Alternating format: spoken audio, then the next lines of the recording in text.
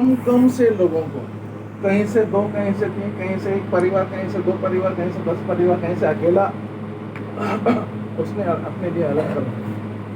क्यों अलग कर रखे हैं? ताकि जिस प्रकार से दुनिया नाश होने वाली है उस प्रकार से तुम नाश ना हो। हाँ, सुसमाचार क्या है?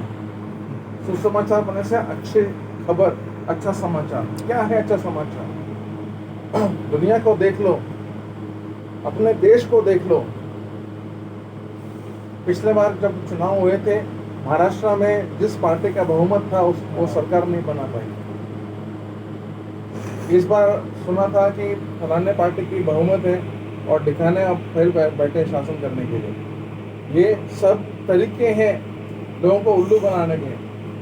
और मनुष्य के बीच में परमेश्वर खुद शासन करता है। ये सब जो है ये सब कठपुतलियां हैं। इनसे, इनके भाषण देने से कुछ भी नहीं होता, इनके बोलने से, इनके वादे करने से कुछ नहीं होता। ये पृथ्वी के ऊपर, ये पृथ्वी अभी भी परमेश्वर की है, उसी ने इसको बनाया है, इसके ऊपर इसी का अधिकार होगा। उस समय का शैतान के हाथ में है ये श्राप, उस कारण से, क्योंकि आदम ने पाप किया था, परमेश्वर के आज्ञा का उल्लंघन किया था। वो इसलिए किया था कि उसने परमेश्वर के बात के ऊपर शक किया था कि परमेश्वर प्रेमी परमेश्वर तो नहीं है। अगर होता तो हमको ये भी मना नहीं करता यहाँ तक खाने। शैतान जाकर के बोला, उसने शैतान को सुना, और तब से लेकर आज तक हम भी उन्हीं के संग हैं। हमारे जिंदगी में ये पाप के कारण मौत, मौत को लाने वाली चीजें, बीमारी है, गरीबी है, ये सब साथ में चली है। परमेश्वर को आप अपनी बीमारियों के लिए, आपके गरीबी के लिए, आपके कर्जे के लिए आप उसको दोषी नहीं ठहराना। आप उससे छूटने के लिए प्रार्थना करो। अगर करोगे तो चटनी के लिए लाइन में खड़े होने के बराबर। आप परमेश्वर से अनंत जीवन मांगो, वो देने को तैयार है, और कोई नहीं दे सकता वो चीज, और कोई आपके जिंदगी में परिवर्तन नहीं ला सकता। मैं नहीं ला सकता। मैं आपको कुछ भी नहीं बोल सकता जो आपके फायदे के। मैं एक सुसमाचार प्रचारक हूँ, एक वो बैठे हैं वहाँ, एक ये बैठे हैं, हम तीनों भिखारी हैं। क्या है? भिखारी है। फर्क क्या है? आप भी भिखारी हो, फिर फर्क क्या है आप में मेरे में? हमको मालूम है भरपेट खाने को कहाँ मिलता है, इतने फर्क है। हम आपको वहां तक लेके जा सकते हैं कि भूखे होना, यहाँ खाने को मिलेगा, भूख मिलेगा, जितना मन चाहो उतना खा सकते हैं। इतना ही हम कर सकते हैं। आपको परमेश्वर का वचन सुना सकते हैं, परमेश्वर के बारे में बता सकते हैं। पवित्र आत्मा अगर आप में काम करेगा तो वो आपको खींचेगा पिता परमेश्वर के पास जाने के लिए रास्ता हो। उसके लिए यीशु मसीह आ करके इस पृथ्वी पर रह करके ज्यादा समय नहीं रहा। वो 33.5 साल, 30 साल उसमें से माँ बाप के पास रहा। सेवा सिर्फ 3.5 साल किया। कोई जल्दबाजी में नहीं था, कोई हड़बड़ी में नहीं था, किसी घबराहट में नहीं था। उसको मालूम था पहले से कैसे मरना है। डर नहीं था उसके अंदर। वो कहता था कि दिन होते होते मुझे खुदा के काम करना है। ऐसा समय ऐसी की रात आती है जिसमें काम नहीं कर सकेंगे। वो आराम से दुष्ट आत्माओं को निकालता, आराम से राज्य का सुख समाचार सुनाता, आराम से परमेश्वर के प्रेम के बारे में बताता, लोगों को चंगा करता, मुर्दों को चिल्लाता। आज भी वो परमेश्वर में कुछ भी फर्क नहीं आया। आमीन, हालेलुया। आज भी आपके बंधनों को वो खोल सकते हैं। परमेश्वर आपके परेशानियों को वो आज भी ठीक कर सकते हैं। लेकिन तुम चटनी के लिए उसके पीछे नहीं आना। आमीन। उसको बोला तुम समोसा वो दो, मुझे चटनी भी दो। हाँ, मेरे को दोनों चाहिए। मुझे अनंत जीवन चाहिए और मुझे इस संसार में जीने के लिए कृपा भी चाहिए। वो दोनों देने को आप क्या उसके पीछे आने को तैयार हो? यस। अगर आप उसके पीछे आने को तैयार हो, आपको कीमत चुकाना पड़ेगा। समोसा भीख मांगने से नहीं मिलेगा।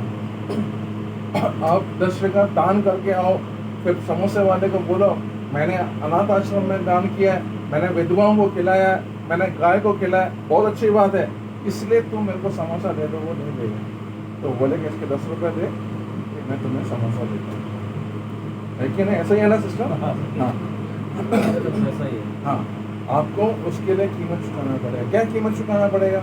आपको अपने जीवन में बदलाव लाना पड़ेगा। जो आप करते थे उसको आज से छोड़ो। मूर्ति पूजा करते थे, वो मूर्ति है बाबा, वो भगवान नहीं है। भगवान ऊपर है, इधर नहीं है कोने में। वो मैं भगवान की बुराई नहीं कर रहा हूँ, बिल्कुल गलत नहीं समझना। वो जो चित्र है या जो मूर्ति बनी है, आपके जैसे मेरे जैसे किसी ने बनाया, कारीगर ने बनाया, वो चीज आपको उससे दूर रखती है। वो निरूप है, वो निराकार है। हालेलुया। हालेलुया। ऐसे हिंदू धर्म सिखाता है।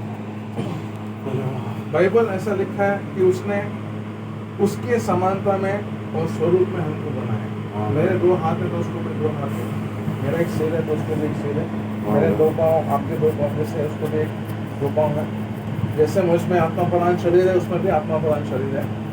जैसे उसमें आप में मन है, सोचने की शक्ति है, दुख सुख होता है, गुस्सा आता है, प्यार आता है, उसमें भी दुख सुख गुस्सा प्यार आता है। सब वैसा ही है। फर्क मैं और आप पाप में पैदा हुए, वो निष्पाप, ये फर्क। इस जिंदगी को खत्म करने से पहले वो अपनी जिंदगी आपको देना चाहता है। अगर आप यीशु मसीह को विश्वास करोगे कि वो आपको प्यार करता है, सबसे पहले तो बाकी सब छोड़ दो कि ईसाई धर्म, ये धर्म, वो धर्म, हालेलुया। सारे धर्म तेल बेचने गए, ईसाई धर्म भी और सारे पास्टर भी, मैं भी जाने दो भाड़ में, तेल बेचने गए। सबसे पहले परमेश्वर आपको प्यार करता है। अगर आपने आज की बात में कुछ भी समझ में नहीं आई है, कोई बात नहीं, लेकिन एक बात समझ के जाना कि परमेश्वर आपसे प्रेम करता है। आमीन। किससे प्रेम करते हैं? हमसे। आप किससे प्रेम करोगे? आपका एक बेटा है बहुत अच्छा है, एक और बेटा है बहुत बर्बाद है। हाँ, वो दारू भी पीता है, वो मारता भी है, गालियाँ निकालता है, उसके ऊपर कोर्ट केस है, पुलिस में इसके नाम रखे हुए हैं। और दूसरा जो है ना, बहुत बढ़िया नौकरी है, अच्छा परिवार है, अच्छा खाते पीते घर का है, अच्छा स्वास्थ्य में है, वो माँ बाप की देखरेख करता है, सब करता है। किसको प्यार करोगे? जो अच्छा है। हाँ, पढ़ा लिखा भी है, सुसंस्कार है उसका, हाँ, समाज में अच्छा नाम है, उसको प्रेम करोगे। परमेश्वर ऐसा नहीं करता। परमेश्वर के लिए बुरा भला सब एक जैसा है। वो बुरे का भले का सबका परमेश्वर है। वो जो परमेश्वर को मानता और जो नहीं मानता सबके ऊपर बारिश गिराता है कि नहीं? आमीन। हाँ, वो सबको एक जैसा प्रेम करता है। वो हमारे जैसा नहीं है, वो हमारे जैसा नहीं है। ये जो परमेश्वर है, ये हमारे भीतर की बातों को जानता है। अगर मैं उससे कुछ छिपाना चाहूँ, मैं नहीं छिपा, मैं आपसे छिपा सकता हूँ। हाँ, मैं आपसे छिपा सकता हूँ, आपको पता भी नहीं चलेगा। आपके सामने आके बड़ी बड़ी बात बोल के जाऊँ, लेकिन उसके सामने मैं कुछ नहीं छिपा सकता। अगर मैं बुराई करता हूँ तो वो बुराई जो है वो मेरे स्वभाव में है। अब घड़ी है ना, घड़ी के कांटे हैं, कांटे टाइम दिखाते हैं। अगर घड़ी अगर गलत टाइम दिखाती है, इसका मतलब कांटों का दोष है कि अंदर की मशीन का दोष है? बताओ। हाँ, मशीन का दोष है ना। ऐसे ही हम कर्म तो करते हैं, ये हाथ है ना घड़ी के कांटों जैसे, अच्छे अच्छे कर्म करेंगे, फिर बुराई कहाँ से आती है? अंदर ये अंदर इस मशीन है दूसरा उसमें गड़बड़ बुरा है ना। ठीक है, वो उसमें गड़बड़ है। तो परमेश्वर क्या करते हैं? उस मशीन को बदलता है। आमीन। हाँ, रिपेयर करके नहीं देता। जो कोई मशीन इसमें है वो नई सृष्टि है। देखो पुरानी बातें बीत गई, सब बीत कुछ गई, नया हो गया। सब कुछ और नया। पुराने वाले को तेल डाल के स्क्रू टाइट करके चमका के देखा है घड़ी वाले की दुकान में। अब वो आजकल तो नहीं, लेकिन पहले समय में ना वो टूथब्रश रखते थे, टूथब्रश से चमकाते थे घड़ी को, उनको सोल्यूशन होता था, चमका करके बढ़िया रखते थे। परमेश्वर आपको टूथब्रश से चमका करके नहीं देता है, आपको आपका मशीन बदल के देता है। जैसे कि 36 अध्याय 26 वचन के अंदर लिखा है कि देखो मैं तुम्हें एक नया हृदय दूंगा, नया दे दूंगा। नया दिल दूंगा, आमीन। मैं तुम में से पत्थर जैसा मैं दिल निकाल दूंगा। उसके बाद अगले वचन में लिखा है मैं मेरी आत्मा तुम पर दूंगा। हाँ, परमेश्वर आपको उसके आत्मा से जन्म देगा, नया जन्म देगा। आपके पास में धर्म हो सकता है, मेरे पास भी है, लेकिन आपके पास में परमेश्वर भी होना जरूरी है।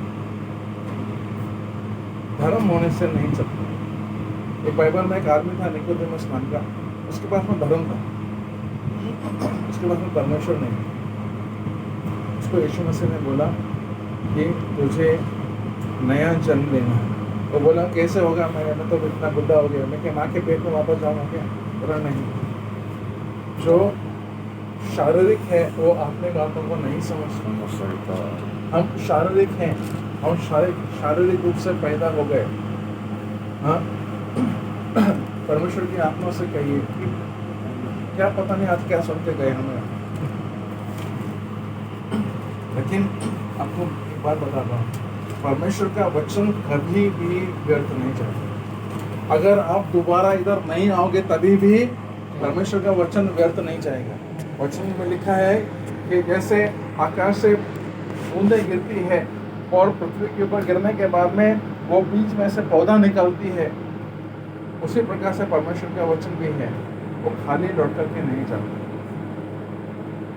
उस वचन के सामने अपने आप को समर्पण करना है, परमेश्वर से कहना कि प्रभु जैसा भी था, मेरे को जैसे समझ में आया था तब मैंने वैसा किया, मैं आपको और जानना चाहता हूँ। मेरे सारे परेशानियां हैं, ये सारे परेशानियां हैं, परमेश्वर को धन्यवाद दो परेशानियों के लिए। अगर वो नहीं होते तो हमें से यहाँ पे कोई नहीं बैठा होता। हालेलुया। इन्हें आमीन। परेशानी थी तो ये आए, उन्हें परेशानी थी तो वो आए, उन्हें परेशानी थी तो वो आए, उन्हें परेशानी थी तो वो आए, हमें परेशानी थी तो हम आए। आपको परेशानी है, ये आपकी ज़िंदगी को बदलने के लिए, हालेलुया। आपको सच्चे परमेश्वर तक पहुंचाने के लिए है, आपके दिल के अंदर आशा डालने के लिए है। ये मैं मर गया कोई बात नहीं, मैं परमेश्वर के पास हूं। आमीन। मेरे लिए पुनर्जन्म नहीं है, आपके लिए भी नहीं है। मेरे लिए और आपके लिए क्या है? अनंत जीवन। अनंत सबके लिए जीवन। आप परमेश्वर पे विश्वास नहीं करोगे तभी भी है। फर्क क्या है? परमेश्वर के साथ में रहना या नरक में रहना, वो भी अनंत है, वो भी अनंत है, नरक और स्वर्ग भी अनंत है। तो इसको हम इस समय चुनना है, इस समय हमको चुनना है कि परमेश्वर मेरे सामने जीवन और मौत का रास्ता दो, कृपा करके मैं जीवन के रास्ते में चलता हूँ। मेरे सामने ये सारी परेशानियाँ हैं, घर में है, परिवार में है, स्वास्थ्य में है, सब में है, मेरे मन में है, मैं नहीं सोच पाता हूँ, मैं बंधनों में हूँ। परमेश्वर से अपनी बातें खुल के बोलना है। डॉक्टर के पास जाने से क्या कैसे करते हैं, हम बोलते हैं ना, डॉक्टर पूछते हैं और क्या तकलीफ है, और क्या तकलीफ है, और क्या तकलीफ है। सबसे पहले तो जाते क्यों है? क्योंकि तकलीफ होती है, कुछ उसके लिए जाते हैं। पाँव में दर्द है, घुटने में दर्द है, सीने में दर्द है, कुछ ना कुछ तकलीफ होती है, खांसी आ रही है, बुखार है, कुछ ना कुछ तकलीफ है, इसके लिए जाते हैं। ऐसे ही हम तकलीफ में हैं, इसके लिए परमेश्वर के पास में है। लेकिन हमारा परमेश्वर उन डॉक्टरों के जैसा नहीं है जो हमने बाहर देखा है। वो क्या करेंगे? अच्छा ये आ गया ना, अब इसको छीलो, ठीक है, पेंसिल के जैसे छीलते हैं। अच्छा इसकी ब्लड टेस्ट कराना, पेशाब की टेस्ट कराना, एक्सरे कराना, सीटी स्कैन कराना, MRI कराना, 10 टेस्ट और लिखेंगे। उसके बाद बोलेंगे ये दवाई लिख के देता हूँ, 10 दिन के बाद मुझे आके बताना। फीस इतनी हो गई, टेस्टिंग के इतने पैसे हो गए,